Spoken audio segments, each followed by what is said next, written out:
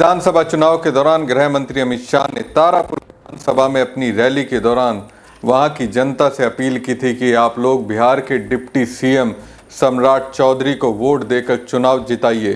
अगर सम्राट चौधरी जीत गए तो मोदी जी इनको बहुत बड़ा आदमी बनाएंगे। शाह के इस बयान के बाद ये समझा जाने लगा था कि सम्राट चौधरी बिहार के सीएम बन सकते हैं। दरअसल इसके पहले अमित शाह ने छत्तीसगढ़ के सीएम विष्णुदेव साय को भी इसी तरह का आशीर्वाद दिया था, जो बाद में हुआ भी।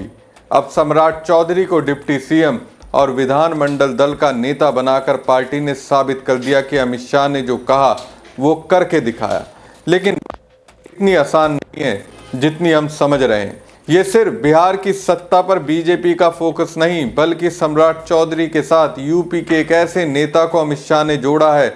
उन्हें बिहार विधानसभा चुनाव में इस तरह से प्रमोट किया है। मुझे तो लग रहा है अमित शाह सम्राट चौधरी के साथ कनेक्ट करके एक साथ सीएम योगी और सपा अध्यक्ष अखिलेश यादव को निपटाने में लग गए हैं। नमस्कार दोस्तों, मैं हूं परवीन सानी। दोस्तों, विधान प्रचार प्रसार के बीच एक दौर ऐसा आया जब ये कहा जाने लगा कि सम्राट चौधरी पार्टी की कमजोर कड़ी बन सकते हैं। जिस तरह से जन स्वराज पार्टी के फाउंडर प्रशांत किशोर ने सम्राट चौधरी के आयु प्रमाण पत्र और कई आपराधिक घटनाओं में उनका नाम जोड़ा था, उससे लगा था कि अब सम्राट चौधरी के सूरज पर ग्रहण लग सकता है। लेकिन बिहार के उप मुख्यमंत्री और बीजेपी के प्रमुख चेहरा सम्राट चौधरी की तारापुर जीत ने न सिर्फ बिहार में एनडीए की पकड़ मजबूत की, बल्कि यूपी के 2027 विधानसभा चुनाव के लिए भी रणनीतिक महत्व पैदा कर दिया। सम्राट, जो कुशवाहा समाज से हैं, बीजेपी के लिए ओबीसी एकीकरण का प्रतीक बने हुए हैं। यूपी में जहां ओबीसी वोटर चुनावी समीकरण तय करते हैं, वहां सम्राट का प्रभाव बिहार से सीमावर्ती इलाकों के जरिए फैल सकता है। ऐसा एक तरह से बीजेपी के रणनीतिकारों को लगता है। दोस्तों, यूपी में कुशवाहा समुदाय करीब 8 से 10% है। वो बीजेपी का कभी मजबूत वोट बैंक हुआ करता था। 2022 चुनाव में सपा ने पीडीए फॉर्मूले से इसका एक बड़ा हिस्सा बीजेपी से छीन लिया। तभी तो दोस्तों, इतने आरोपों के बाद भी अमित शाह ने सम्राट चौधरी को बड़ा आदमी बना दिया। सम्राट चौधरी, जो बिहार में बीजेपी के ओबीसी चेहरे के रूप में उभरे हैं, यूपी के कुशवाहा वोटरों को बिहार की सफल ओबीसी रणनीति का उदाहरण बनाकर आकर्षित कर सकते हैं। उनकी 2025 तारापुर जीत ओबीसी एकीकरण का प्रमाण है, जो यूपी के पूर्वांचल में काम कर सकती है।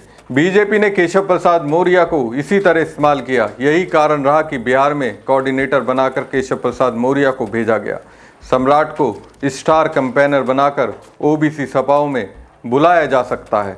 यूपी बिहार सीमा पर देवरिया, बलिया, गाजीपुर जैसे जिले हैं जहां कुशवाहा और ओबीसी वोटर बहुल है। सम्राट चौधरी का बिहार का डिप्टी सीएम होना बीजेपी के लिए फायदेमंद हो सकता है। 2025 बिहार विधानसभा चुनाव में बीजेपी ने 56 सीटें जीती, जिसमें ओबीसी सीटें प्रमुख थी। सम्राट को इन इलाकों में रैलियों के लिए भेजा जा सकता है, जहां वो एक बिहार एक यूपी का नैरेटिव चलाएंगे। दोस्तों, सम्राट चौधरी का 2014 में आरजेडी से बीजेपी में आने से लेकर 2023 में बिहार बीजेपी अध्यक्ष बनने तक का सफर लंबा है। बीजेपी मानकर चल रही है यूपी में 2027 में, जहां योगी का हिंदुत्व पर फोकस है, सम्राट ओबीसी को सशक्त करने का संदेश देकर बैलेंस करेंगे। उनकी 30 साल की राजनीतिक यात्रा यूपी के युवा ओबीसी वोटरों को प्रेरित करेगी। बीजेपी राष्ट्रीय स्तर पर सम्राट और मौर्य जैसे चेहरों से ओबीसी को मोदी के सबके साथ सबके विकास से जोड़ना चाहती है, जो 2029 लोकसभा चुनाव के लिए आधार बनेगा। आकर सम्राट यूपी में बीजेपी को ओबीसी हिंदुत्व का मजबूत कॉम्बो देंगे। ये बीजेपी एक तरह से रणनीति बना रही है। सम्राट चौधरी केवल डिप्टी सीएम ही नहीं, वो बिहार की विधानसभा में बीजेपी विधानमंडल दल के नेता भी हैं। जबकि दूसरे डिप्टी सीएम विजय सिन्हा को विधानमंडल दल का उपनेता बनाया गया है। साफ है, दोनों डिप्टी सीएम में सम्राट चौधरी को अधिक वजन दिया गया है। इसका दूसरा अर्थ ये भी है कि सम्राट चौधरी को डिप्टी सीएम बनाकर बीजेपी ने बिहार में अपना सीएम फेस तैयार करने का मैसेज दिया है। तारापुर जीत और विधानसभा लीडरशिप ने उन्हें मजबूत किया है। ये मैसेज विपक्ष को है कि बीजेपी नीतीश पर निर्भर नहीं है। पार्टी अपना नेतृत्व उभार रही है और भविष्य में यूपी विधानसभा चुनाव के लिए अहम कड़ी साबित होंगे। बिहार में सरकार बनाने में मदद करने पर्यवेक्षक बनाकर भेजे जाने वाले चेहरों और उनकी जाति पर गौर करिए। उत्तर प्रदेश के डिप्टी सीएम केशव प्रसाद मौर्य और सांसद साध्वी निरंजन भारती दोनों को पार्टी ने बिहार में विधायकों से मिलने के लिए पर्यवेक्षक बनाकर भेजा था। मौर्य और भारती दोनों ही सामाजिक रूप से अति पिछड़े वर्ग से आते हैं। दोस्तों, केशव प्रसाद मौर्य के नेतृत्व में ही यूपी में 2017 का चुनाव लड़ा गया था। तब वो पार्टी के प्रदेश अध्यक्ष थे। उस समय 14 साल बाद बीजेपी की सत्ता में वापसी हुई थी। बीजेपी ने 3/4 बहुमत के साथ सरकार बनाई थी। उनको महाराष्ट्र विधानसभा चुनाव 2019 में भी सह प्रभारी की जिम्मेदारी दी गई थी। बीजेपी वहां भी सबसे बड़ी पार्टी बनी थी।